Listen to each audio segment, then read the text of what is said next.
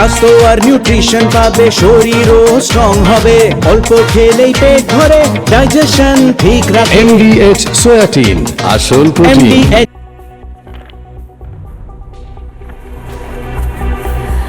নমস্কার, দেখছি রিপাবলিক বাংলা, সঙ্গে রয়েছি আমি স্বর্ণালী সরকার। শুরু করছি আজকের সোজাসুজি স্বর্ণালী। একটা গান মনে পড়ছে, তোমার ঘরে বসত করে কয়জনা, মন জানো না তোমার ঘরে বসত করে কয়জনা। আমরা কি সত্যি জানি আমাদের ঘরে, মানে আমাদের দেশে কেমন মানুষ বসত করেন? কারা করেন? কারা ভাবেন নিজের এই দেশটাকে নিজের দেশ? কারা ভাবেন এদেশে নাগরিকত্ব থাকলেও আসলে দেশটা নিজের নয়, দেশটা শত্রু দেশ? কারা ভাবেন এটা? সময় এসেছে জানার। শুধুমাত্র সরকার পরিবর্তন করে দিয়ে নিশ্চিন্তে বসে থাকার সময় নেই।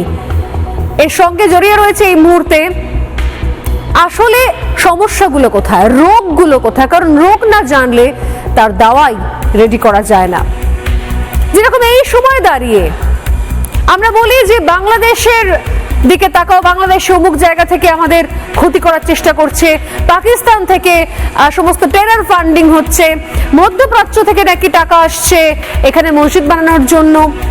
অভিযোগ তো অনেক রয়েছে, কিন্তু ভারতবর্ষে থেকে ভারতবর্ষেরই নাগরিক, বাবা মা সবাই ভারতীয়, কোনো পাকিস্তান বাংলাদেশ কানেকশন দূর দূর পর্যন্ত নেই। তারা ঘরে বসে নিজের জেলায় নিজের শহরে কি করছে, কোন ছক কষছে, আর কেনই বা করছে? শুধুমাত্র আইন দিয়ে কি এদেরকে নিয়ন্ত্রণ করা যাবে, নাকি আসলে এই মগজ ধোলাইয়ের জন্য অন্য স্ট্র্যাটেজি দরকার আছে? খুব গুরুত্বপূর্ণ একটা আলোচনা করব পরবর্তী 1 ঘন্টা, সঙ্গে থাকুন। ঘণ্টাখানেকের হট্টমেলা নয়, আমার আপনার রায় নিয়ে খাপ পঞ্চায়েত নয়। সন্ধ্যে 7টা মানেই কড়া সত্যি কথা, যা হজম করতে সময় লাগে। যুদ্ধ হোক বা দুর্নীতি, অপরাধ বা চিটিংবাজি, ঘুরিয়ে নাক দেখাই না আমি, যখন তখন রং বদলাই। আমি স্বর্ণালী, প্রশ্ন করি সোজাসুজি।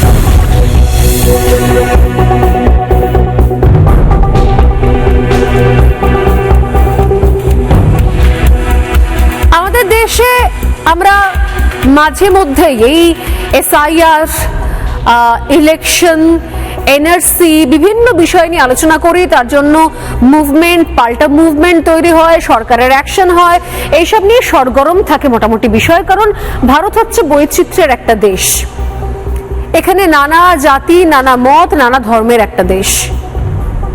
কিন্তু অদ্ভুত বিষয় হয় যে বিভিন্ন আন্দোলন হোক, ইলেকশন হলো, মানে ভোট হলো, রেজাল্ট বেরোলো, সবকিছু হওয়ার পরেও যখন দেখতে পাওয়া যায় যে অনেক আইন কানুন, নিয়ম, অনেক নতুন রুল রেগুলেশন, অনেক নতুন বিল, সংসদ কখনো অ্যাক্টিভ রয়েছে, কাজ হচ্ছে, সেশন হচ্ছে, কখনো সংসদ পণ্ড হচ্ছে, রাজ্যসভা লোকসভায় পাশ হয়ে যাওয়া বিল, অনেক কিছু করার পরও যখন দেখা যায় যে দেশের একটা অংশের মানুষ, কিছু কয়েকজন, নাকি একটা পার্সেন্টেজ, কিন্তু দেশের একটা অংশের মানুষ তারা নিজেদেরকে কোনোভাবেই ভারতীয় ভাবতে রাজি নয়, তখন আছে এরকম কোনো আইন, SIR আছে হয়তো সরকারের কাছে, NRC রয়েছে, ভিন দেশ থেকে ধর্মের কারণে প্রতারিত হয়ে আসা লোকজনদেরকে আশ্রয় দেওয়ার জন্য CAA রয়েছে, এমন কোন আইন রয়েছে মাথার ভেতরে প্রয়োগ করার জন্য? যদি কেউ মেন্টালি ভেবে নেন যে আমি যে দেশে জন্মেছি সে দেশটা আমার নয়, আমার বাবা যে দেশে জন্মেছেন সে দেশটা আমার নয়, আমার মা যে দেশে জন্মেছেন সে দেশটা আমার নয়, আমি যে দেশের নাগরিক আমি সেই দেশটার জন্য ভালো কিছু করব না, সেই দেশটা আমার কাছে শত্রু দেশ, তাহলে আছে কোনো আইন, কোন সরকার, কোন রাজনৈতিক দল এরকম কোন আইন বার করতে পারবে, পেরেছে, আদৌ পারবে ভবিষ্যতে, যাতে এদেরকে আইডেন্টিফাই করা যায়? না। আমি শুরুতে বলছিলাম না, খুব বহুল প্রচারিত একটা গানের কথা মনে পড়ছিল, তোমার ঘরে বসত করে কয়জনা, মন জানো না তোমার ঘরে বসত করে কয়জনা। আমাদের দেশে এমন অনেক মানুষ যারা দেশের নাগরিক, যাদের মা বাবা, তার আগের পুরুষ, 3 পুরুষ, 4 পুরুষ, তারা এদেশেরই নাগরিক, কিন্তু দুর্ভাগ্যজনকভাবে তারা আজ পর্যন্ত নিজেকে এই দেশের মানতে পারলেন না। তাদের এখনো মনে হয় যে এই দেশটায় থেকে বিদেশি শক্তির সঙ্গে যোগাযোগ করে বিদেশের মদতে এই দেশে যদি ক্ষতি করা যায় তাহলে মিশন সাকসেসফুল হবে। ভাবতে পারছেন? গতকাল আলোচনা করছিল খারিজি মাদ্রাসা নিয়ে, কিন্তু শুধুমাত্র মাদ্রাসায় গেলে হবে? বড় বড় দাবি, নামি দামি school, English medium school, CBSE ICSE বোর্ডের স্কুল থেকে শুরু করে বড় বড় ইঞ্জিনিয়ারিং কলেজ, প্রাইভেট কলেজ, ডাক্তারি কলেজ। আপনাদের মনে থাকবে কয়েক মাস আগের কথা, আল ফালা বিশ্ববিদ্যালয়ের কথা মনে পড়বে আপনাদের। বড় ইউনিভার্সিটি, প্রথম সারির কলেজ, ইউনিভার্সিটি, সেখানে থেকে পড়াশোনা করে এই দেশের ভবিষ্যৎ তারা দেশ বিরোধী আন্দোলন, তারা দেশ বিরোধী কর্মকাণ্ডে নিজেদেরকে যুক্ত করে ফেলছেন। কোন আইন রয়েছে বলুন তো? কোন এনআরসি, কোন এসআইআর করে এদেরকে আপনি চিহ্নিত করতে পারবেন? পারবেন না।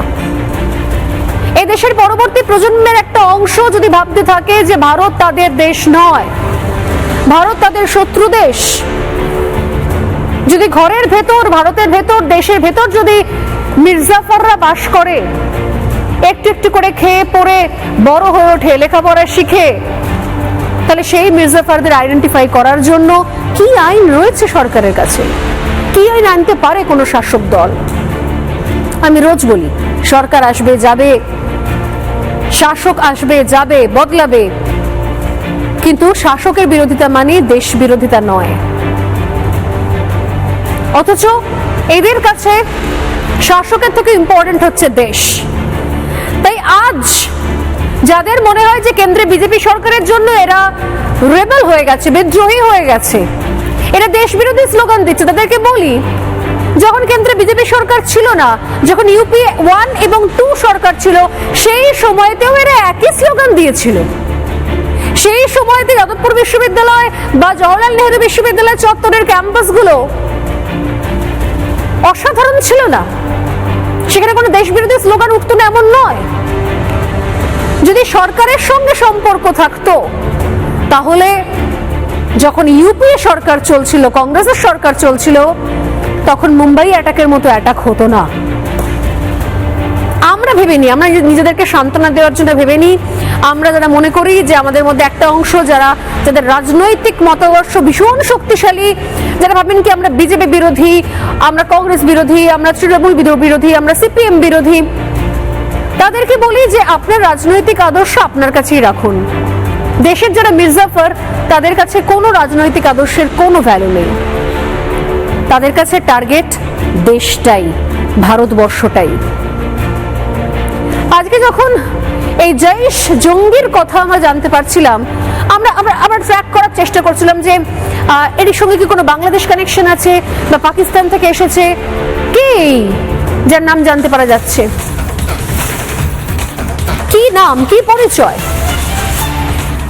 এসটিএফ এর তল্লাশিতে তার সম্পর্কে তথ্য এসছে, এসটিএফ এর কাছে সে স্বীকার করেছে বেশ কিছু জিনিস, চাপের মুখে, জেরার মুখে, এবং জানতে পারা গেছে যে বেশ কয়েক মাস আগে থেকে গোয়েন্দাদের কাছে খবর ছিল যে টার্গেট হতে পারেন নাকি এবার শুভেন্দু অধিকারী, কারণ একটা নির্দিষ্ট অংশের মানুষের মনে হচ্ছে যে পশ্চিমবঙ্গে বিজেপি আসাটা একদম ঠিক হয়নি। পশ্চিমবঙ্গে যে কোনো দল রাজত্ব করতে পারতো, যে কোনো দল জিততে পারতো। এর আগে সিপিএম ছিল, তার আগে কংগ্রেস ছিল, তারপর তৃণমূল ছিল, কোথাও তো সমস্যা হয়নি, বাট বিজেপি নয়। বিজেপি পশ্চিমবঙ্গে যে এসেছে, বিজেপির যে প্রথম সরকার তৈরি হয়েছে, এইটা যেন একটা অংশ, একটা মুষ্টিমেয় অংশ বা গোষ্ঠী, তারা যেন মানতেই পারছে না মেন্টালি। এবং তাদের মনে হয়েছে যে আসলে হচ্ছে এই পরিবর্তনের কাণ্ডারি আসল যে মাথাটা, সেই মাথাটাকে টার্গেট করতে পারলে বোধহয় বিজেপি সরকারটাও পড়ে যাবে, তাদের ধ্যান ধারণা। এসটিএফ এর কাছে খবর অনুযায়ী, সূত্রের খবর জানা যাচ্ছে যে শুভেন্দু অধিকারী অর্থাৎ মুখ্যমন্ত্রীকে নাকি টার্গেট করা হয়েছিল। কেন্দ্রীয় গোয়েন্দারা নাকি সতর্ক করেছিলেন, এমনকি সেই রিপোর্ট নাকি কেন্দ্রে পর্যন্ত গিয়েছিল, এবং সেই মতো নাকি নিরাপত্তা বাড়ানো হয়েছে। যদিও এই সমস্ত খবর কোনোটাই এতদিন ধরে সামনে নিয়ে আসা হয়নি, কারণ তারা তককে ছিলেন যদি হাতে নাতে হামিমকে ধরা যায়। ফাইনালি হামিম মন্ডল ধরা পড়ে, কিন্তু মজার কথা কি জানেন, হামিম পাকিস্তানি নাগরিক নয়, হামিম বাংলাদেশের নাগরিক নয়, হামিম অনুপ্রবেশকারী নয়, হামিম আমাদের এই রাজ্যেরই ছেলে। তার বাবাও এখানকার, তার মাও এখানকার। গেঞ্জি কারখানায় চাকরি করে হামিমের বাবা মা খুব কষ্ট করে টাকা জমিয়ে হামিমকে ইংলিশ মিডিয়াম স্কুলে পড়িয়েছিল। আইসিএসসি বোর্ড থেকে পড়াশোনা করেছে হামিম। অথচ সে এমন গোষ্ঠীর সংস্পর্শে চলে গেছে।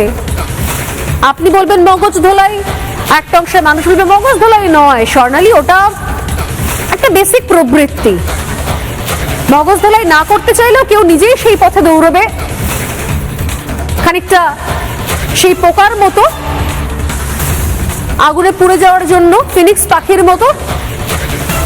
যেখানে দেখবে তারা যে মগজ ধোলাই করার রাস্তা রয়েছে, দেশ বিরোধিতার জায়গা রয়েছে, তারা সেদিকেই ছুটবে এবং নিজের মগজ নিজেই ধোলাই করিয়ে নেবে।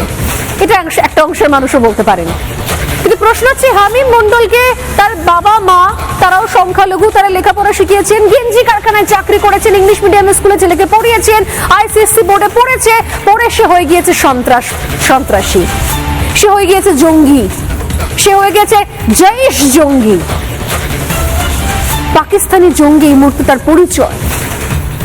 এবং লোন উলফ অর্থাৎ একা কাজ করে যারা, কোনো দল নয়, কোনো গোষ্ঠী নয়, কোনো সংগঠন নয়, কোনো ঘাঁটি নয়। কি অসাধারণ! এই হামিমদের মাথাকে কত সুন্দরভাবে নিয়ন্ত্রণ করা যায়, বিদেশি শক্তি কিভাবে এদেরকে নিয়ন্ত্রণ করতে পারে। এদেরকে বোঝানো হয়েছে যে তোমার রাজ্যে যিনি বর্তমান মুখ্যমন্ত্রী তিনি একমাত্র শত্রু, যদি তাকে সরাতে পারো তাহলে একমাত্র তুমি তোমার ধর্মের জন্য, তোমার কমের জন্য তুমি অনেক বড় কাজ করতে পারবে। তাকে বোঝানো হয়েছে এবং সে বুঝেওছে। সে পড়াশোনা করে, ইংলিশ মিডিয়াম স্কুলে পড়ে, ভালো রেজাল্ট করে সে বুঝেওছে এবং সে এই কাজে নিজেকে উৎসর্গ করে দিয়েছে। ভাবতে পারছেন কিভাবে লোন উলফের মতো কাজ করতে হয়? তার জন্য সে পাকিস্তানে গেছে, ট্রেনিং নিয়ে এসছে, সে ইন্দোনেশিয়ায় গেছে, ট্রেনিং নিয়ে এসছে, সে মালয়েশিয়া গেছে, ট্রেনিং নিয়ে এসছে। কি বলবেন এদেরকে? এসআইআর করে, এনআরসি করে বা অন্য আরো অনেক নিয়ম করে আইডেন্টিফাই করা যাবে ভারতে থাকা, ভারতের নাগরিকত্ব পাওয়া, ভারতে বসবাসকারী সেই সমস্ত মির্জাফরদের যারা ভারতকে নিজের দেশই মনে করতে পারলো না? আছে এমন কোন চিপ, এমন কোন সফটওয়্যার, এমন কোন আইন যা মস্তিষ্ক প্রক্ষালন যন্ত্রের মতো কাজ করবে যে এটা তোমার দেশ, তুমি দেশ সরকার বিরোধিতা মানে দেশ বিরোধিতা নয়? আছে এমন কোন নিয়ম? আমার জানা নেই। ঠিক আছে, এই জায়গা থেকে আলোচনা শুরু করব। তবে তার আগে যে ব্রেকিং নিউজে দিনরাত নজর রেখেছি আমরা, কিভাবে গ্রেপ্তার হলো এই পাক জঙ্গি বলতে বাধ্য হচ্ছি কারণ সরাসরি জৈশের থেকে রিক্রুটেড হয়েছে। বর্ধমান থেকে গ্রেপ্তার পাক জঙ্গি এবং এসটিএফ এর জালে জৈশ জঙ্গি হামিম মন্ডল। হামিম সরাসরি জৈশ সংগঠন থেকে তাকে রিক্রুট করা হয়েছে। মুখ্যমন্ত্রী শুভেন্দু অধিকারীকে একটি হত্যার ছক ছিল। 14 দিনের পুলিশি হেফাজতে ইতিমধ্যে রয়েছে এই পাক জিহাদি হামিম। কি জানতে পারা যাচ্ছে? জৈশে মোহাম্মদের সঙ্গে সরাসরি তার যোগ রয়েছে। সজ্জদ ভাট্টি যে গোষ্ঠী রয়েছে, যে জামাত, যে জিহাদি গোষ্ঠী সংগঠন, সেখানে সরাসরি সদস্য মানে মেম্বারশিপ নিয়েছিল এই ইমাম এবং হামিম, এবং পাকিস্তানের রীতিমতো প্রশিক্ষণ নেয়। এবং জানতে পারা যাচ্ছে যে এই প্রশিক্ষণ নেওয়া এবং মগজ ধোলাইয়ের তার হচ্ছে ভিত বা একদম প্রথম পদক্ষেপ হচ্ছে সোশ্যাল মিডিয়াতে মগজ ধোলাইয়ের কাজ হয়। আদি বাড়ি তার বর্ধমানের মন্তেশ্বরে, হাওড়ার পিলখানার ভাড়া বাড়িতে সে থাকতো দীর্ঘদিন ধরে এবং বর্তমানে বর্ধমানের রেনেসাতে একটি আবাসন, সেখানে বাসিন্দা ছিল হামিম এবং লোন উলফের মতো কাজ করছিল সে। তাকে জেরা করে যে তথ্য পাওয়া যায় তা হচ্ছে জিহাদি হামিমকে সেন্ট্রাল আইবির গোয়েন্দারা যখন জেরা করে তখন জানতে পারা যায় যে লোন উলফের মতো কাজ করছে। লোন উলফ মানে কি? একটা নেকড়ে, তার কোনো গ্রুপ নেই, কোনো দল নেই, কোনো গোষ্ঠী নেই, সেই সমস্ত কাজ করে, সেই রেকি করে, সেই সব যোগাযোগ করে, সেই সব কিছু করে এবং সেই লোন উলফ স্টাইলে হামলার ছক ছিল এই হামিমের। এবং হামলার জন্য যাবতীয় টাকা আসতো বাইরে থেকে, অনলাইনে বিদেশি টাকা ঢুকতো তার কাছে।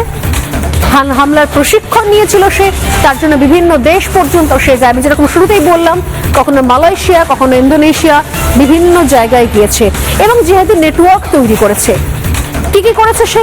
লোন উইল স্টাইলে হামলার ছক কষার জন্য সে নিজস্ব নেটওয়ার্ক তৈরি করেছে, হামলার জন্য বিদেশি ফান্ডিং এর বন্দোবস্ত করেছে, নিজেই অনলাইনে 3 দেশ থেকে সে প্রশিক্ষণ নিয়েছে এবং যাতে মানুষকে বোকা বানানো যায় তাই নিজের ঠিকানায় সে কোথাও কোনো কাজ করেনি, এমনকি যেগুলো অনলাইন ডেলিভারি সেগুলো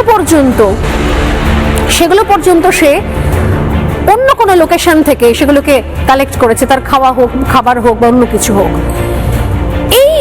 এই যে জিনিসগুলো, এই যে তথ্যগুলো আমি আপনার সঙ্গে শেয়ার করছি, এই তথ্যগুলো সবটাই হচ্ছে এসটিএফ এর কাছে প্রাথমিক জেরা এগুলো জানানো হয়েছে, প্রাথমিক জেরা এগুলো উঠে এসেছে। কিন্তু যে প্রশ্নগুলো নিয়ে আজকে শুরু করব আজকের আলোচনা, সেই প্রশ্নগুলোতে আসি যে এদেরকে নিয়ন্ত্রণের জন্য আদৌ এরকম কোনো বন্দোবস্ত কোনোদিনও কোনো সরকার ভারতে আসা, তা বিজেপি হোক বা এর আগে কংগ্রেসের ক্ষেত্রে কংগ্রেস পারেনি, তারা আদৌ করতে পারবে কি? কোয়েশ্চেন নাম্বার 1, দেশের অন্দরেই কি বসে রয়েছে মির্জাফররা? আর কতদিন আমরা অন্ধ হয়ে থাকবো? অন্ধ হয়ে থাকলে তো প্রলয় বন্ধ হয় না। মির্জাফরদের শোধরাতে কি ব্যবস্থা নেওয়া হবে? নতুন কোনো আইন চালু হতে পারে? কি ব্যবস্থা দেখে চিহ্নিত করার জন্য আদৌ কোনো ব্যবস্থা নেওয়া কি সম্ভব? আর 3 নম্বর প্রশ্নটা খুবই তেতো একটা বিটকেল প্রশ্ন, যেটা অনেকে অনেক সময় রাজনৈতিক দল অনেকে সরাসরি প্রশ্ন করেন, সরাসরি দাগিয়ে দেন। আমি জাস্ট প্রশ্ন করছি, এই দেশে থাকা সংখ্যালঘুদের একটা নির্দিষ্ট অংশ কি আজও নিজেদেরকে ভারতীয় ভাবতে পারেন না? খুব তেতো প্রশ্ন, উত্তরগুলো খুঁজবো। আমার সঙ্গে এই মুহূর্তে যারা রয়েছে স্টুডিওতে এক এক করে আমি আলাপ করে নিই কারা কারা রয়েছেন আমার সঙ্গে। রয়েছেন বিধায়ক দেবাশিস ধর, বিজেপি বিধায়ক রয়েছেন স্টুডিওতে, রয়েছেন অধ্যাপক বিমল শঙ্কর নন্দ এবং রয়েছেন দীপাঞ্জন চক্রবর্তী অনলাইনে রয়েছেন কাজী মাসুম আক্তার স্টুডিওতেও রয়েছেন। প্রত্যেককে স্বাগত রিপাবলিক বাংলায় সোজাসুজি স্বর্ণালী। আমি যেখান থেকে শুরু করেছিলাম আমি সেই জায়গা থেকে আসি, কাজী মাসুম আক্তারের কাছে আজকে একটুখানি আগে আসবো, কারণ প্রশ্নটা যেখানে শেষ করলাম সেখান থেকে উত্তর খোঁজার চেষ্টা করব। কাজী আমি জানি না যে আপনি কি সংখ্যালঘুর মধ্যেও সংখ্যালঘু, যিনি নিজেকে ভারতীয় ভেবে ফেলেছিলেন, ভেবে রেখেছেন এখন, এবং আপনি নিজের দেশকে ভালোবেসে একাধিক পদক্ষেপ নিয়েছেন, তার জন্য মার খেয়েছেন, অনেক কিছু সহ্য করতে হয়েছে। আমি জানি না কাজী মাসুম দা যে সমস্যাটা ঠিক কোন জায়গায়, কি এমন কারণ রয়েছে যে দেশে থেকে খেয়ে দেশের নাগরিকত্ব নিয়ে একটা বড় অংশের মানুষ তারা ভাবতে শুরু করেন যে ভারতটা তার দেশ নয়, ভারতকে সবক শেখাতে হবে, ভারতকে জব্দ করতে হবে, ভারতকে ভাঙতে হবে, টুকরো করতে হবে। এবং ভাবুন যে পশ্চিমবঙ্গে বিজেপি এসেছে বলে তাদের এত মাথা ব্যথা, তাদের মনে হয় তাদেরকে বোঝানো হয়েছে যে যদি মাথাটাকে বা সিএম ফেসকে যদি উড়িয়ে দিতে পারো তাহলে মোটামুটি তোমার মিশন সাকসেসফুল। বিজেপিকে পশ্চিমবঙ্গে আটকাতে হবে, এখন আটকানো যায়নি, ভোট হয়ে গেছে, রেজাল্ট বেরিয়ে গেছে, মানুষ রায় দিয়ে দিয়েছে, অতএব অন্য কিছু কাজ করতে হবে। এদেরকে নিয়ন্ত্রণ করার আদৌ কোনো উপায় রয়েছে, কোনো আইন রয়েছে কি? আর না হলে কোনো সফটওয়্যার বা কোনো ওই মস্তিষ্ক প্রক্ষালন যন্ত্র টাইপের কিছু আবিষ্কার করতে হবে। আমি জানি না আপনার ভার্সনটা কি, আপনি কি বলবেন এই বিষয়ে? দেখুন, বিজেপি নতুন সরকার কারো পাকা ধানে মই দেয়নি, কোনো মৃণাল মণ্ডল তৈরি হয়নি, টুলু মণ্ডলও তৈরি হয়নি এখনো। 50-60 কোটি টাকা এক্ষুনি উদ্ধার হয়ে গেল একজন লেবারের কাছ থেকে, আর শ্রমিকের কাছ থেকে 50-60 কোটি টাকার মালিক হয়ে গেল, এটা হয়নি। আমি গতকালকে একটা প্র্যাকটিক্যাল উদাহরণ দিচ্ছি, প্রসঙ্গটা যেহেতু উঠল। আমি এই মুহূর্তে মহামানা স্পোর্টিং ক্লাবের সিনিয়র ভাইস প্রেসিডেন্ট। আমি গতকাল মাঠে খেলা ছিল গিয়েছিলাম, ওখানে বিশাল দুর্বৃত্তায়ন হতো, মুসলমান সমাজের লোকেরাই করতো, উর্দুভাষী মুসলমানগুলো ওটাকে ওদের পৈতৃক সম্পত্তি ভেবেছিল যুগ যুগ ধরে। আমি গতকাল বসে আছি, হঠাৎ করে দেখি গ্যালারিতে কিছু লোক বলছে এই বিজেপির লোক। আমি কিন্তু বিজেপি করি না, আমি বিজেপির ডাইরেক্ট কোনো সদস্য কিছু না, শুধুমাত্র এই বর্তমান সরকার ক্ষমতা আসুক এটা চেয়েছিলাম, কারণ বাংলায় যা চলছিল। মানে যেহেতু আপনি সংখ্যালঘু হিসেবে বিজেপি সরকারের পরিবর্তন হতো, মহামানা স্পোর্টিং ক্লাব গ্যালারি থেকে আওয়াজ হচ্ছে, আমি ইন্দ্রনীল বাবুকে জানিয়েছি, আমার মনে হয় উল্টোটা জানিয়েছি, হয় কি করে এটা কাজীদা, আমার মনে হয় উল্টোটা। আপনি সংখ্যালঘু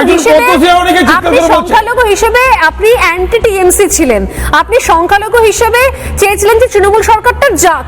আমার মনে এটাই সব থেকে বড় অপরাধ ছিল আপনার, এটা অপরাধ হয়ে গেছে আপনার। দুর্বৃত্তায়নটা চলবে, এটা থাক, ওই দুর্বৃত্তায়নটা চলবে, এটা থাক। তসবিন আসিদের মতো লোককে বের করা হবে, এটা হোক। আপনি পয়েন্টটা বুঝুন, এই সরকার পশ্চিমবঙ্গ সরকার, তারা দীর্ঘদিন পর এই ক্ষমতা রয়েছে, এই সরকার শুধুমাত্র এই সরকার, আপনি কি বলছিলেন না শুভেন্দু অধিকারী হামলা টামলা বলছিলেন না, ওই পয়েন্টটা বুঝুন। মহামারা স্পোর্টিং ক্লাবে ট্রেন্ডে খেলোয়াড়দের ছবির সঙ্গে সঙ্গে কাজী নজরুল ইসলামের ছবি বড় করে লাগানো আছে। আমি বললাম কেন রবীন্দ্রনাথের ছবি থাকবে না কেন? মানে ভালো করে বুঝুন, ওটা একটা স্পোর্টস, একটা টিম, একটা গেম। কোনো কমিটি লোক হয়তো বেশি সমর্থন করতে পারে, ঠিক কথা। তাহলে কি রবীন্দ্রনাথ ঠাকুর মুসলমানদের নয়? আমি কিন্তু গিয়ে একটা ছবি লাগিয়ে দিচ্ছি, জানেন তো? রবীন্দ্রনাথ ঠাকুরের ছবি ইতিহাসে প্রথম।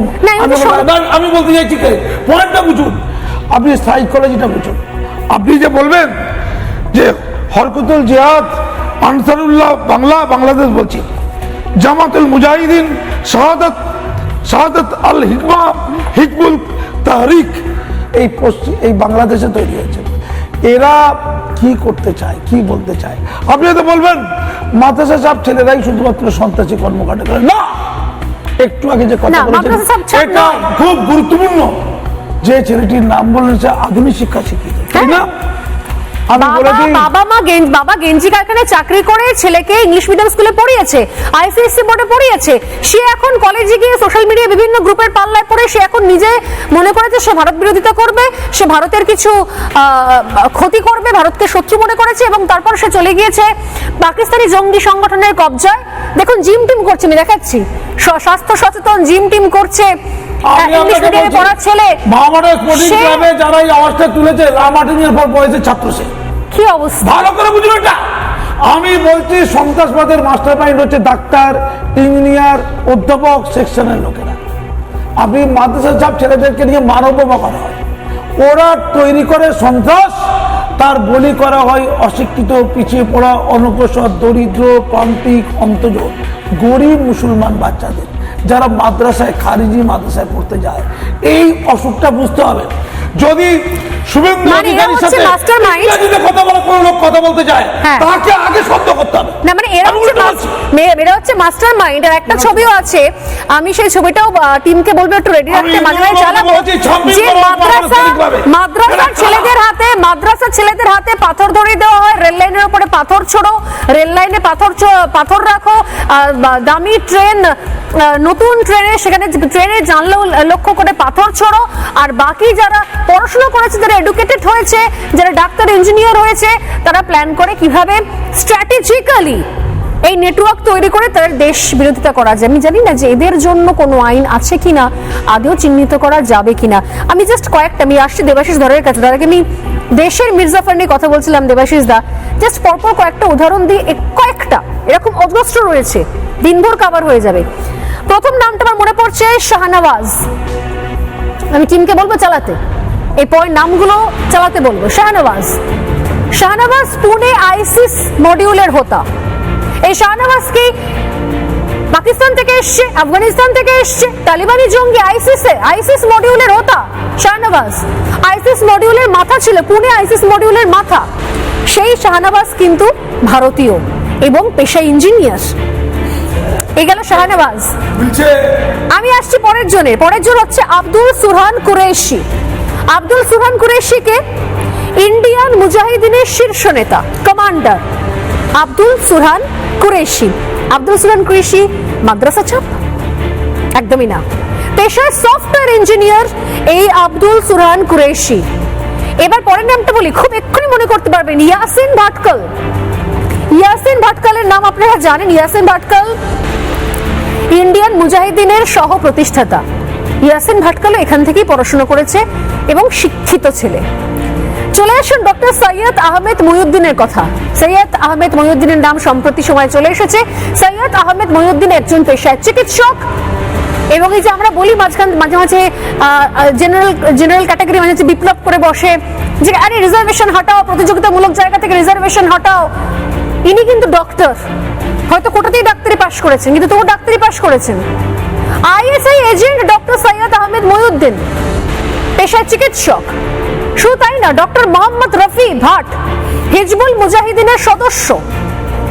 এছাড়াও আসিফ মকবুরদার জৈশ মডিউলের সদস্য, পেশায় চিকিৎসক।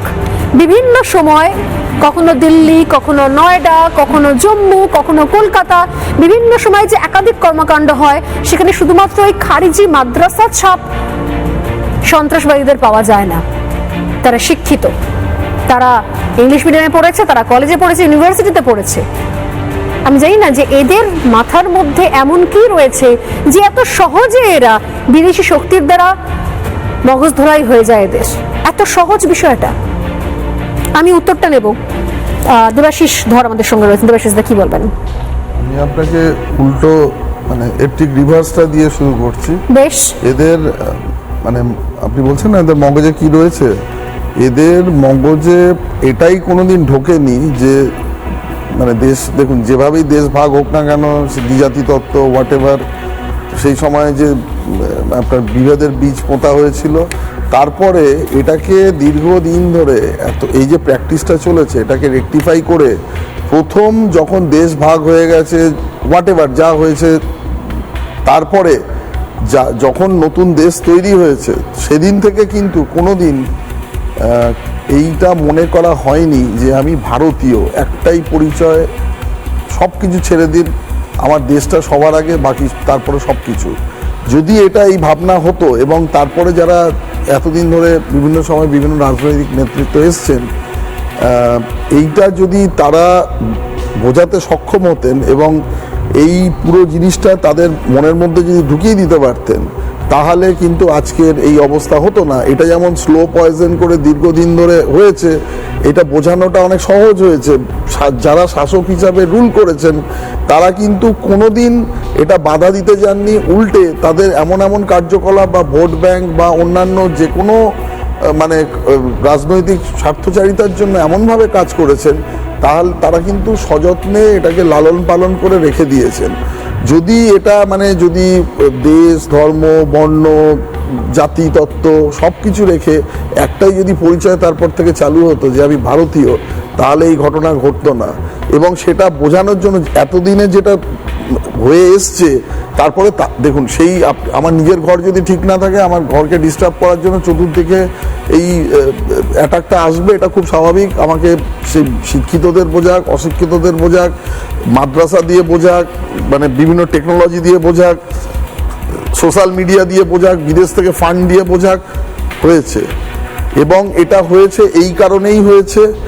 তারপরে আরও যেটা খুব মারাত্মক জিনিস, মানে এই যে আজকে আমরা যেখানে দাঁড়িয়ে আছি, মানে দেশকে যারা আমাদের শাসন করছে, এই যে ধরুন যেভাবে মানে ভোটের থিওরি বা যা হোক না কেন, বিশেষ করে আমি আমার রাজ্য নিয়ে যদি আলোচনা করি, মানে সচেতনভাবে যারা শাসক হয়েছে তারা কিন্তু প্রশাসনকে পরোক্ষে বা প্রত্যক্ষে মদত দিয়ে গেছে যে তোমরা এই সিস্টেমকে, ইকোসিস্টেমকে বজায় রাখবে, যাতে পরোক্ষে আমাদের ভোট ব্যাংক বজায় থাকে, এরা আমাদের বিভিন্নভাবে হেল্প করে, তার বিনিময়ে মানে আমাদের ইকোসিস্টেম ঠিক থাকে। আর যেটা করেছে এই যে আমাদের দেশের নিরাপত্তা, সার্বভৌমত্ব, হোয়াট এভার সব কিছু চলে যাক, কোনো যায় আসে না, আমরা ঠিক থাকি। এবং সঙ্গে যে কোনোদিন এখনো এই রিপোর্টগুলো সামনে আসেনি যে এই যে ইন্টারনালি কি করে এরা স্যাবোটেজ করেছে এবং কার সাথে কার যোগাযোগ ছিল, এটা মনে হয় এটা নিয়ে আসার সময় হয়েছে। কারণ এই ইকোসিস্টেম এইভাবে তৈরি হতে পারে না, সম্ভব নয় কোনোদিন। এই পুরো ঘটনার জন্য যারা যারা আজ পর্যন্ত দেশ বিরোধিতা যে রাজনৈতিক নেতারাই কাজ করেছেন, শুধুমাত্র নির্দিষ্ট, হ্যাঁ হতে পারে হয়তো নির্দিষ্ট একটা শ্রেণী, একটা গোষ্ঠী, তারা তাদের মধ্যে থেকে আছে, কিন্তু অ্যাজ এ হোল পুরো সোসাইটি নিয়ে কাজ করছে। যদি সবাই মানে একদম টপ টু বটম এই ইকোসিস্টেমটাকে না সাপোর্ট করে, কি করে এটা সম্ভব? কোনোদিন হওয়া কোনোদিন সম্ভব না। এখান থেকে বেরিয়ে যেতেও আমাদের, আপনি একটা কথা বলে মানে শেষ করছি, শুধুমাত্র নাম বা তাকে আলাদা করে তার পরিচয় দিয়ে ধর্ম দিয়ে লাভ নেই। একটা সিস্টেম, এন্টার ইকোসিস্টেম কাজ করছে সব মিলিয়ে। পরে কোশ্চেন হচ্ছে এটা একদিনে বন্ধ হবে না।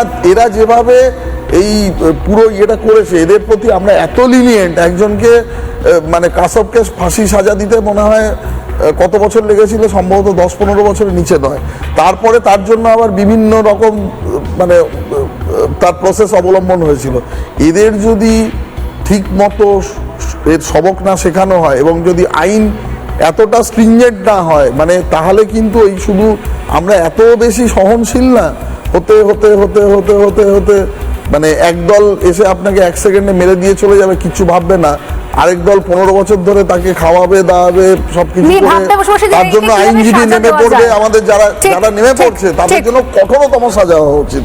একদল খুব গুরুত্বপূর্ণ কথা বলে শেষ করলেন দেবাশিস দা। একদল এসে মুহূর্তের মধ্যে যা কাজ করে দিয়ে চলে যাবে, ভয়ঙ্কর ক্ষতি করে দেবে, আর একদল বসে বসে এক বছরের পর বছর সময় নেবে যে কিভাবে এর সাজা দেওয়া হয়, কিভাবে দেব, কবে দেব, কি আইনজীবী নিয়োগ করা যায়, লোকে কি বলবে, সোশ্যাল মিডিয়া কি বলবে, বিদেশ থেকে কি বলবে, এত রিয়াকশন নিয়ে ভাবতে থাকবে।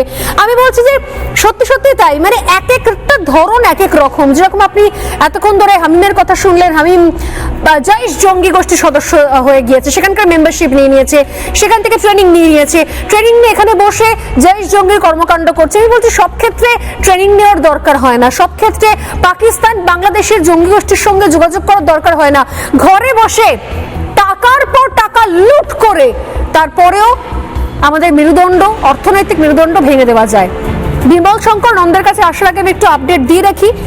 এই আপডেট কিছুক্ষণ আগে এসছে, আপনারা ইতিমধ্যেই জানেন যে টুলু নাজিবউদ্দিন, যার নাম এখন যদি সব জায়গায় টুলু মণ্ডল চলছে, কিন্তু টুলু মণ্ডলটা আসল নাম নয়। আমি এই লাইনসও বলবো আমার টিমকে লিখে দিতে। নাজিবউদ্দিন ওরফে টুলু, নাজিব ওরফে টুলু, এই টুলু মণ্ডলের যে বিপুল সম্পত্তি, ট্যাক্স ফাঁকি দেওয়া এবং আমাদের পশ্চিমবঙ্গের লোকে মমতা বন্দ্যোপাধ্যায় বলতেন না যে কোথা থেকে দেব, আর কত দেব, বিয়ে দেওয়ার টাকা নেই, অমুক দেওয়ার টাকা নেই, স্কুলে মাইনে দেওয়ার টাকা নেই, রিক্রুটমেন্টের টাকা নেই, শিক্ষক নিয়োগের টাকা নেই, সারাক্ষণ বলতেন না আগের মুখ্যমন্ত্রী। অথচ দেখুন কিভাবে রাজ্যের অর্থনীতিকে ধ্বংস করে দিয়ে গেছে এই পাথর সম্রাট নাজিবউদ্দিন মণ্ডল। তার বিপুল বেআইনি সম্পত্তির হদিশ যত সময় যাচ্ছে আরো পাওয়া যাচ্ছে। এই টুলু ওরফে নাজিবউদ্দিন, তার সম্পত্তির হদিশ মুখ্যমন্ত্রীও দিলেন, সম্প্রতি তিনি রিয়াকশন দেন। তিনি বলেছেন যে 21টা সম্পত্তির খোঁজ এখন অব্দি পাওয়া গেছে। তালিকায় রয়েছে 7টা প্রাসাদোপম বাড়ি, একটা খামার বাড়ি, মানে ব্যাপারই আলাদা। রয়েছে 2 পেট্রোল পাম্প, নিজস্ব প্রাইভেট ইট ভাটা এবং বিশাল পার্কিং। তার সঙ্গে নাজিবউদ্দিন মণ্ডলের রয়েছে 3টে পাথর খাদান, নিজস্ব 3খানা পাথর খাদান। তাকে পাথর সম্রাট বলতো লোকজনেরা। টুলু মণ্ডল নাম শুনে দুম করে ভাববেন না, পুরো নাম হচ্ছে নাজিবউদ্দিন মণ্ডল। এছাড়াও 2টো পাথর ক্রাশারও রয়েছে নাজিবউদ্দিনের। রাজ্যের কোষাগার দিনের পর দিন ফাঁকি দিয়ে গেছে, ট্যাক্স ফাঁকি দিয়ে গেছে। আগে 100 কোটি টাকা রাজস্ব আদায় হতো, বাকি 1100 কোটি টাকা কার পকেটে যেত, এই প্রশ্ন করেছেন শুভেন্দু অধিকারী রাজ্যের মুখ্যমন্ত্রী। 1-2 কোটির বিষয় নয়, 100 কোটি, 1100 কোটি, ধারণার বাইরে। যেখানে আশপাশের লোকজনের কাছে ক্যাশ থাকে কোটির পর কোটি, কেজির পর কেজি সোনা, সেক্ষেত্রে এদের নেপথ্যে যে মেকানিজম চলেছে, যে কিছুক্ষণ আগে দেবাশিসদা বলছেন না, পুরো সোসাইটি কাজ করে একসঙ্গে, মানে সব দিক থেকে আমাদেরকে ভাঙা হবে। কম করে 5,000 কোটি টাকার মালিক, খুব 5,000 কোটি। এবং বিদেশের সম্পত্তিগুলো তো এখনো লিস্ট বানানো সম্ভব নেই। মানে আপনি বলছেন বিদেশি সম্পত্তি রয়েছে, এর হিসেবের খাতা লিখতো ওখানে। সেখান থেকে আমি বলছি 5,000টা আমি খুব কম বলছি, মানে খুব কম করে হলে 5,000 হবে। বিদেশ থেকে আরম্ভ করে মেয়ের যে বিয়ে দিয়েছিল ওই হেলিকপ্টার 100 কোটি 500 কোটি টাকা ইডি সেটা নিয়ে তদন্ত করছে। এখন তো গতকালকে শুনলাম যে 150 কোটি নাকি খরচ করেছে। পুরো বলিউড এসে হাজির হয়েছিল, তাও বীরভূমের মাটিতে। কোথায় আছেন? আমি একবার মানে শুভেন্দু অধিকারীর বক্তব্যটা একবার শোনাবো, শুনে নিন। ওনার যতগুলো অ্যাকাউন্ট এখনো অব্দি পেয়েছি, 93 কোটি টাকা আমরা টুলু মণ্ডলের অ্যাকাউন্টস গুলোকে আমরা ফ্রিজ করেছি। এর বাইরেও ক্যাশ রিকভারি করা হয়েছে 53 লক্ষ টাকা। আর আমাদের gold ornament 268 gram, platinum jewellery around 23 gram, 3 cash counting machine পাওয়া গেছে, 1 computer, 2 pen drives and several documents like road challan, DCR, money receipt, chequebook. এছাড়াও আপনার 83টা ট্রাক আর ড্রাম পাত। আমরা 21টা প্রপার্টি পেয়েছি, সেটা আন্ডার প্রসেস রয়েছে প্রপার্টি। 7টা বাড়ি, একটা ফার্ম হাউস, 2টো পেট্রোল পাম্প, একটা ব্রিক কিল, একটা পার্কিং, 3 স্টোন মাইন, 2টো ক্রাশার এবং আদার্স, সব মিলিয়ে মোট 21টা প্রপার্টি। এই জায়গার পরিমাণ হচ্ছে 300 বিঘা। এই 300 বিঘা প্রপার্টিকেও আমরা আমাদের যে আইন আছে প্রসেস অনুযায়ী এটাকেও আমরা সিজারের মধ্যে নিচ্ছি। অল টাইপ অফ ভেহিকেলস সিজ করা হয়েছে, তার মধ্যে ট্রাক আছে, ডাম্পার আছে, কার আছে, BMW আছে, অডি আছে। আমি আসছি বিমল সংজ্ঞা নন্দর কাছে। বিমলদা কি বলবেন? আমি বলছিলাম যে শুধুমাত্র এই স্কুলে পড়া, কলেজে পড়া, ইউনিভার্সিটিতে পড়া, আপনি নিজে একজন অধ্যাপক, আপনি অনেক ছেলে, অনেক ছাত্র হ্যান্ডেল করেন। আমি জানি না যে কোথাও কোনো বেসিক পার্থক্য কখনো চোখে পড়ে কিনা, কারণ যাদবপুর বিশ্ববিদ্যালয় থেকে শুরু করে অনেক বিশ্ববিদ্যালয়তে এমন অনেক ছাত্রছাত্রী আমাদের চোখে পড়েছে যারা কয়েকদিন আগেও যন্তর মন্তর সামনে গিয়ে অশ্লীল ভাষায়, জাতা ভাষায় স্লোগান দিয়েছে, দেশ বিরোধী স্লোগান দিয়েছে। তাদেরও ইন্টেনশনকে আমরা বুঝতে পারি, কিন্তু যখনই ধরনের কোনো ঘটনা ঘটে পার্টিকুলার একটা জায়গা থেকে কেন নাম চলে আসে কি করে? না, দেশ বিরোধী স্লোগান দেয় আবার যখন পুলিশ তাড়া করে কাঁদতে কাঁদতে ভিডিও করে আমার ভুল হয়ে গেছে বলে। এখন তো যন্তর মন্তরের নতুন ট্রেন্ড যে যারা যারা সেখানে গিয়ে দেশ বিরোধী স্লোগান দিয়েছে বা অশ্লীল ভাষায় দেশের সেনাবাহিনীকে অপমান করেছে, প্রধানমন্ত্রীর মাকে পর্যন্ত বাদ দেয়নি, তারা এখন কাঁদতে কাঁদতে প্রতিদিন একটা করে ক্ষমা চাওয়ার ভিডিও প্রকাশ করছে। তথাকথিত বাম নেত্রী একদম অতি অশিক্ষিতের মতো প্রধানমন্ত্রীর একটা নোংরা ছবি নিয়ে দেখান, তার পাশে একজন উকিল দাঁড়ান যে ওনার এই অধিকার রয়েছে। খুব ভালো কথা, আপনি ওর হয়ে যদি লড়ুন, তাহলে আপনারও একই ছবি নিয়ে কেউ যদি করে আপনার ভালো লাগবে? তো আরো খারাপ ছবি করার অনেকের ক্ষমতা রয়েছে। আমি এগুলো পছন্দ করি, এগুলো ঘৃণা করি আমি, কিন্তু আপনারাও সমান ঘৃণ্য লোক। যাই হোক, যে কথাটা বলছিলাম সেটা হচ্ছে, একটু আগে কাজী সাহেব বলছিলেন, কাজী মাসুম আক্তার, যে বিজেপি কি কারো পাকাধানে মই দিয়েছে? হ্যাঁ দিয়েছে, আমি বলছি দিয়েছে। তো ক্রিমিনালদের পাকাধানে মই দিয়েছে, যারা ভাবতো যে গজওয়াতুল হিন্দ নাকি বাড়বে তাদের পাকাধানে মই দিয়েছে। বিজেপি পরিষ্কার বলেছে এখানে এই সমস্ত খারিজি মাদ্রাসা কি হচ্ছে সেগুলো দেখার জন্য তদন্ত চলছে। বিজেপি বলেছে এখানে কোনো অন্যায় কাজ করা চলবে না, সেটা তাদের পাকাধানে মই দিয়েছে। বিজেপি বলছে এই সমস্ত অন্যায় কাজ বন্ধ করবো, সেই বন্ধ করার এটা ভয় পাচ্ছে, তাদের পাকাধানে মই দিয়েছে। সুতরাং বিজেপি পাকাধানে মই দিয়েছে, আগামী দিনে পাকাধানে মই দিয়েই যাবে, কারণ এই জঙ্গি কারখানা আমরা হতে দেব না। এই সরকারটা বিজেপি সরকার, এটা তৃণমূল মমতা ব্যানার্জি সরকার নয়, এটা বুদ্ধদেব ভট্টাচার্যের সরকার নয়, পরিষ্কার বলে দেওয়া হচ্ছে। এটা কি বুদ্ধদেব ভট্টাচার্য পেয়েছে? নিজে বলেছিল ওই সমস্ত সীমান্ত পারের খারিজি মাদ্রাসায় কি হয় আমি জানি, তারপর নিজের থুতু নিজে গিলতে হয়েছিল। এটা শুভেন্দু অধিকারীর সরকার, এই কাজ তারা করবে না। আসলে এরা ভয় পাচ্ছে যে বিজেপি এখানে দীর্ঘদিন ক্ষমতায় থাকবে, দীর্ঘদিন ক্ষমতায় থাকলে যে করে কমে খাওয়াটি বন্ধ হয়ে যাবে। দেশকে ভালোবাসতে হবে। হিন্দু মুসলিম তো আমরা কাউকে দেখি না, আমি তো কাজী মাসুম আক্তারকে মুসলিম বা হিন্দু বলে মনেই করি না। উনি একজন দেশভক্ত মানুষ, তিনি দেশের কথা বলতে গিয়ে খুন হবার উপক্রম হয়েছিল, মাথায় রড মেরে মাথা পাঠিয়ে দেওয়া হয়েছিল। কারণ কি? উনি জাতীয় সঙ্গীত গাইতে বলেছিলেন। এখানে কি হিন্দু মুসলিমের কোনো পার্থক্য আছে? যে মেরেছিল সে হচ্ছে ক্রিমিনাল, এবং ডেফিনেটলি যে মেরেছিল সে ওই ধর্মেরই, সে কিছু ক্রিমিনাল। তারা ভেবেছিল জাতীয় সঙ্গীত গাওয়ানো যাবে না, ভারতে থেকে ভারতের জাতীয় সঙ্গীত গাওয়াবে না, এটা এক ধরনের ক্রিমিনাল অ্যাক্টিভিটি। আর সবচেয়ে বড় কথা এখন চাইছে কি, এই যে আগের দিনে ডিসকাশনে একজন এসে বলছিলেন এখানে যে আমাদেরকে দেশপ্রেম কি শেখাতে হবে? দেশপ্রেম ভেতর থেকে আসে, দেশপ্রেমের জন্য আইন কেন, নিয়ম কেন? আইন কারণ নিয়ম না থাকলে তো এই অবস্থা হবে। কাজী মাসুদ আক্তার জাতীয় সঙ্গীত গেয়ে মৃত্যুর মুখে চলে গিয়েছিলেন। প্রেমের জন্য করে আইন নিশ্চয়ই শেখানো যায় না, সেটা আমি একটু পরে বলছি যে আইন করে হয় না, কিন্তু যারা দেশ বিরোধী কাজ করে তাদের কিন্তু আইনের মুখোমুখি হতেই হয়। আমি একটা কথা বলি, সেটা হচ্ছে এখন ওদের লক্ষ্য একটাই, যেভাবে হোক বিজেপিকে শেষ করতে হবে। বিজেপির মুখ্যমন্ত্রী শুভেন্দু অধিকারীর ওপর হামলা করো, দরকার হলে লোনুল অ্যাটাক করো, একটা নতুন ধরনের অ্যাটাক করার ছক গোটা ওয়েস্টার্ন ইউরোপ এগুলো চলে। কিন্তু এটা হচ্ছে কি করে বিমলদা? মানে সেই আলফালা নিয়ে আপনার সঙ্গে কথা হয়েছিল, আর এখনকার এই আইসিসি বোর্ডে পড়া এই ইমাম, একে নিয়েও কথা হচ্ছে। কারণ একটাই, একটু আগে প্রাক্তন আইপিএস অফিসার বলে দিয়েছেন, দীর্ঘদিন ধরে তারা নার্চার্ড হয়েছে, সহ্য করা হয়েছে, এদের সমূলে নির্বংশ করে দেওয়ার চেষ্টা করা হয়নি। এখানে আমরা করছি, বিজেপি এদের নির্বংশ করে দেবে, এই সমস্ত ক্রিমিনাল দেশ বিরোধীদের একদম সমূলে বিনষ্ট আমরা করে দেবো। এরা তো এই ভয়টাই পাচ্ছে, এদের সুবিধা আর একটা কারণে হচ্ছে। আসলে আমাদের এই দেশটা এমন দেশ যেখানে ভারতের ঐক্য, ভারতের বিরুদ্ধে জঙ্গি হামলা, সে ব্যাপারেও আমাদের রাজনৈতিক দলগুলোর মধ্যে আমরা ঐক্যমত্য প্রতিষ্ঠা করতে পারিনি। দিল্লিতে জওহরলাল নেহরু ইউনিভার্সিটিতে যারা স্লোগান দেয় ভারত তেরে টুকলে হোঙ্গে ইনশাল্লাহ ইনশাল্লাহ, তাদের পাশে কংগ্রেস নেতা রাহুল গান্ধীকে দেখা যায় কেন? তাদের পাশে বামেদের দেখা যায় কেন? ওই বামেরা তো একবার তার নিন্দে করেনি, ওই রাহুল গান্ধী তো একবার তার নিন্দে করেনি। আরো আছে, আমি বলছি তাদের পাশে দেখা যায় রাহুল গান্ধী, কংগ্রেস হোক বা বাম হোক, এদেরকে সাপোর্ট করে, তাদের সঙ্গে ছবি তোলেন কেন? এদেরকে সাপোর্ট করে।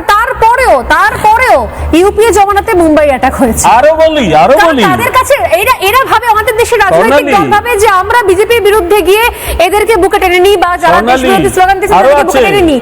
তারা ভাবে না, তাদের উদ্দেশ্য দেশ, সরকার যেই আসুক তারা তো অ্যাক্টিভিটি চালিয়ে যাচ্ছে। আমি যা বলছি একদম প্রমাণ দিয়ে বলছি। এই রাহুল গান্ধী যখন আমেরিকা গিয়েছিল, আমেরিকান যে পার্লামেন্ট, ওরা পার্লামেন্টকে ইউএস কংগ্রেস বলে, তার নিম্নকক্ষ হাউস অফ রিপ্রেজেন্টেটিভের একজন কট্টর ভারত বিরোধী মহিলা রয়েছে, তার নাম ইলহান ওমর।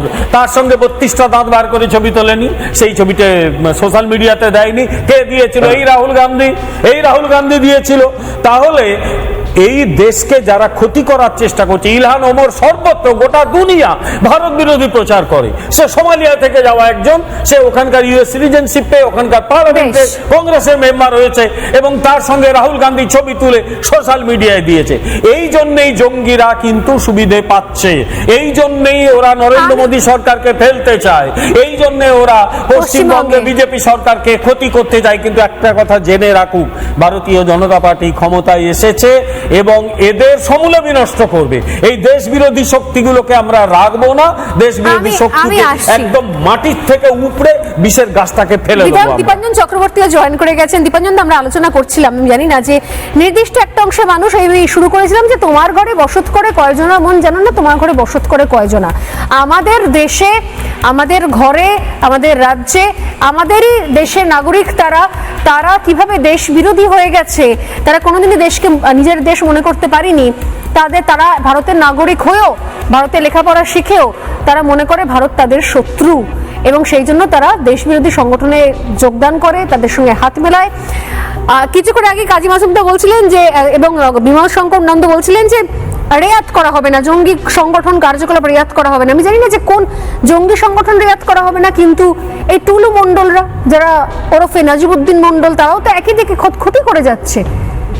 তাদেরকেও তো একই মুদ্রা এপিটার ওপিটে, এই পিঠে নাজিমুদ্দিন তো ওই পিঠে শাহজাহান, এই পিঠে আসছে হামিম তো ওই পিঠে শাহনওয়াজ, মানে বিভিন্ন নাম, বিভিন্ন পরিচয়।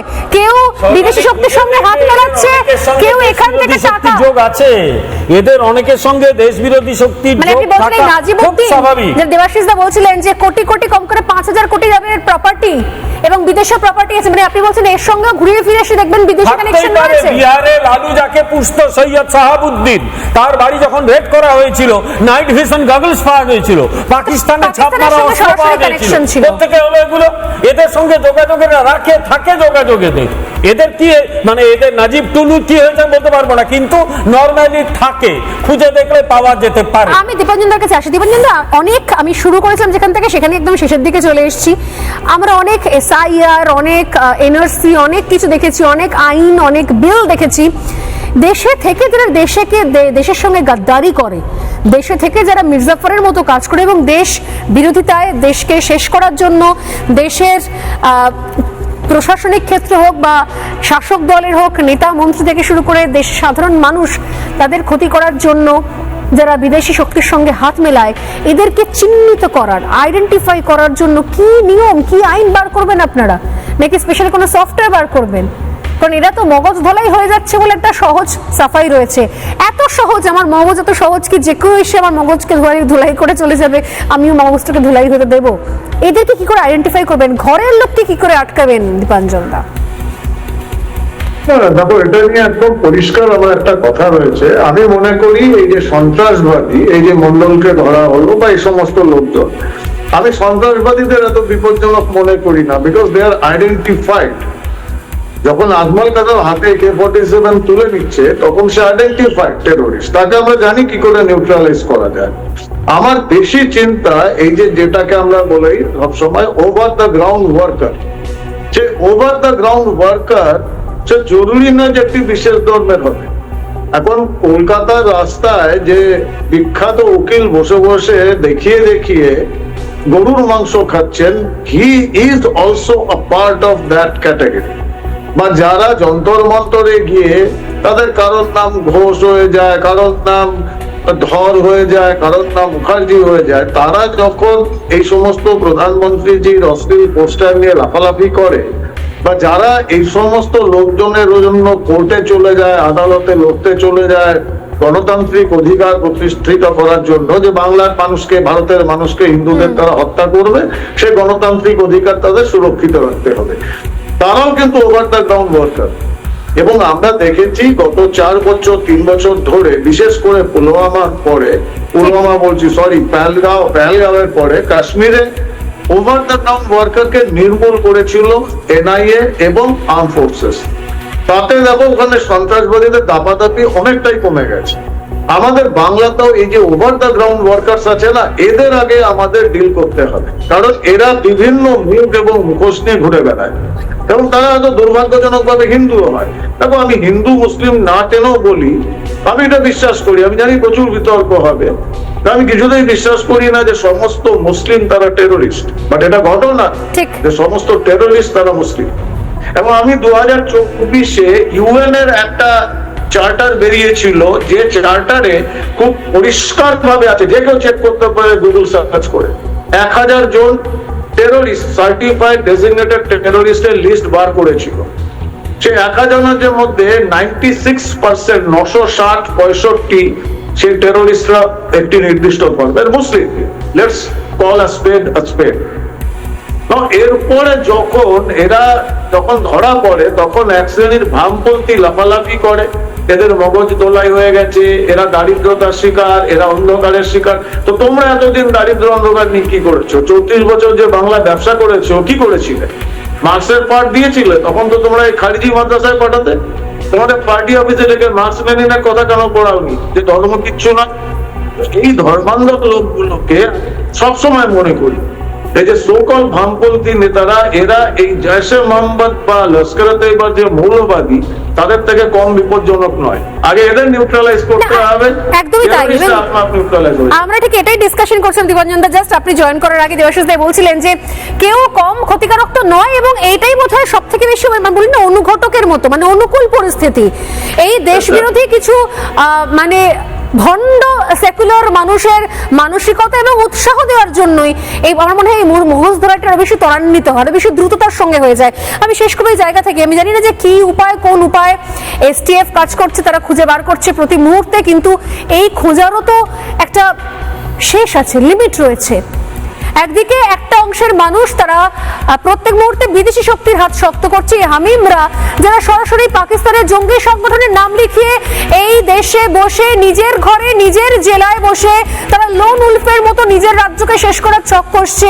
আর অন্যদিকে ভাবুন এই নাজিমুদ্দিন ওরফে টুলু মন্ডলের মতো লোকজনেরা যারা আমার আপনার কোটি কোটি টাকা মেরে, সরকারি ফান্ড মেরে, কোটি কোটি প্রপার্টি, এখন জানতে পারা যাচ্ছে নাকি হুন্ডিতে তারা টাকা খাটাতেন, হুন্ডিদের সঙ্গে যুক্ত ছিলেন। এইভাবে তারা অবৈধ লেনদেন, একাধিক টাকা, একাধিক প্রপার্টি, কোটি কোটির সাম্রাজ্য, পাথর সাম্রাজ্য, টাকা লুট হয়েছে সেখানে। সেই টাকার সাম্রাজ্যের ওপরে তারা থেকে গিয়েছে সাধারণ মানুষকে প্রতারিত করে, ডিপ্রাইভ করে। কিভাবে চিহ্নিত করবেন আমার জানা নেই। শেষ করছি এখানে, একটা ছোট্ট বিরতি নিয়ে ফিরে আসছি, সঙ্গে থাকুন।